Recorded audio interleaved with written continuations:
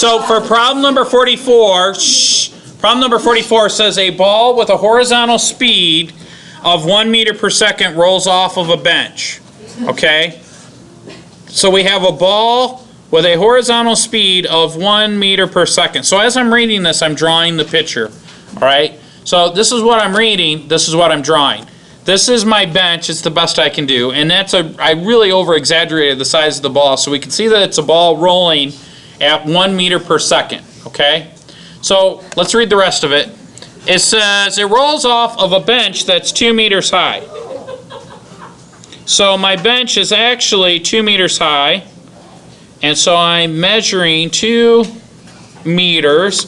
So just so you guys can see what I'm doing here, I'm drawing my dimensions, right? And then it says how far from the point on the floor directly below the bench will the ball fall. So what we really want to know is the displacement, right? We really want to know delta x. And this is almost identical to what we did with Father Jim in the lab. So what is it that we know about this? This is v sub x. That's the velocity in the x direction. And how do I solve this problem? Basically, we want to know how far away it'll fall across. What controls when the ball stops moving in the x direction? Gravity. It's at some point it's going to hit the ground. So what do we need to know? We know that the acceleration is equal to negative 9.8 meters per second squared, going down, right? Because that's due to gravity. What else do we know? We know delta y, right? We know that delta y is equal to 2 meters. What else do we know? The initial velocity. In which direction? The y? Well, we know this. We know y. Well, what's the initial velocity in the y direction? 0. Yeah, so we'll say v sub y naught is equal to 0 meters per second. What else do we know? What do I need? We need time. We need to know how much time passes before it hits the ground. So I need to know the time. So I need an equation out of my book that'll help me find this. I know. So what do we know though? Let's look at the y. I know that the displacement, I know my initial, here's an equation. I have y is equal to y naught, okay, plus vy naught times t plus 1/2 a times t squared. Now, if I subtract and I say y minus y naught is equal to vy naught t plus 1/2 acceleration times time squared, what is this? This is delta y. So do I know delta y? Yes. Do I know vy naught? I'm solving for t. Do I know acceleration? Yeah. We said that the acceleration was equal to negative 9.8 meters per second. I just got to plug in the numbers and see what I get.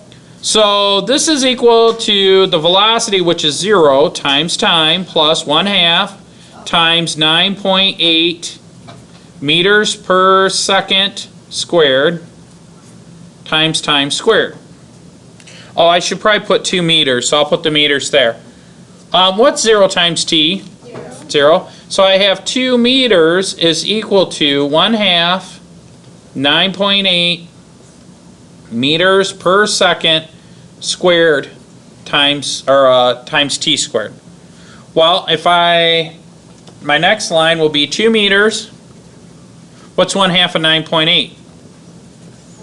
4.9 meters per second squared times t squared. So now I've got to get rid of, I got to move that 4.9 meters per second. And one way I could do this, I could just divide by 4.9 meters per second, right? And I'm going to divide this by 4.9 meters per second squared, right? Now these will cancel and give me 1. So on this side I've got t squared. Now when I take a number like 2 meters over 1 and divide it by a fraction, what do I really do?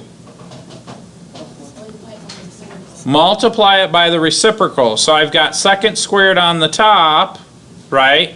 All over 4.9 meters. Did I do that right? Take about 3 seconds to look at that and let it soak in. You guys with me on that?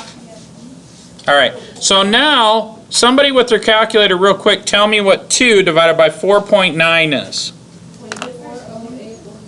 What is it? 0.408. 0.408.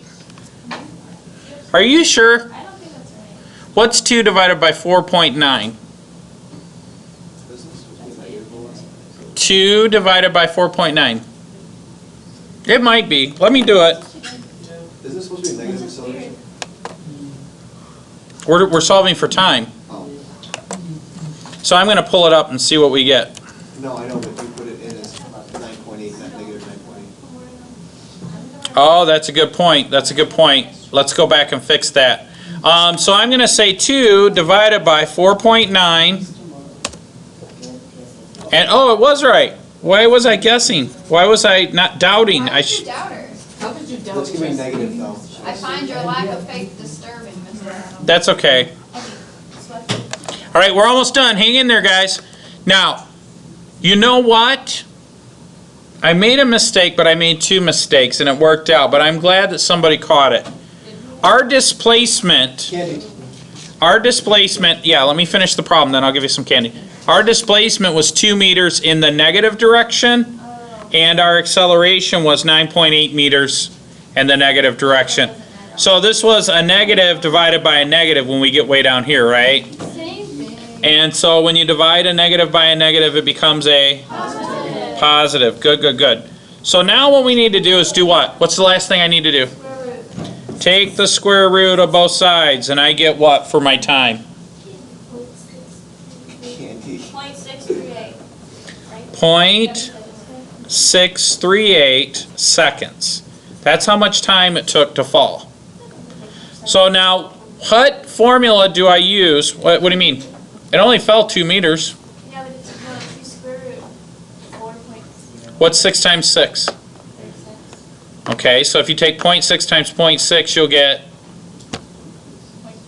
0.36. Now, if I take a little bit more than 0.6 and multiply by a little bit more than 0.6, I get it. yeah, good. All right, so now that's the time. So I did all that work to find the time. Well, that's awesome. So my time then is 0.638 seconds. I need to find delta x, don't I? All right, so let's find delta x. Let's use a different color for delta x so we're not confused. What's the formula for delta x? Isn't it just the rate times the time? Isn't it just the velocity times the time?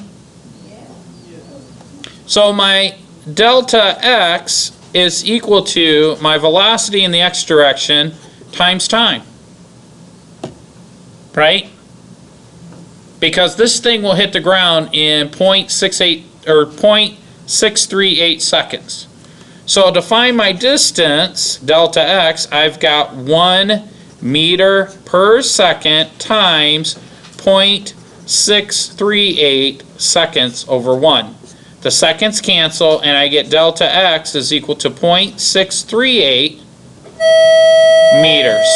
Any questions? Oh, that was perfect.